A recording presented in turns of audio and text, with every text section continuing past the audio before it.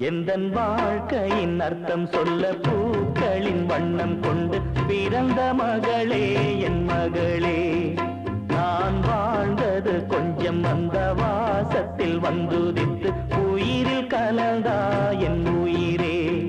உன் பூவிழி குறுநகை அதில் ஆயிரம் கவிதையே. எந்தன் வாழ்க்கையின் அர்த்தம் சொல்ல பூக்களின் வண்ணம் கொண்டு பிறந்த மகளே என் மகளே. நான் வாழ்ந்தது கொஞ்சம் அந்த வாசத்தில் வந்துதித்து உயிரில் கலந்தா என்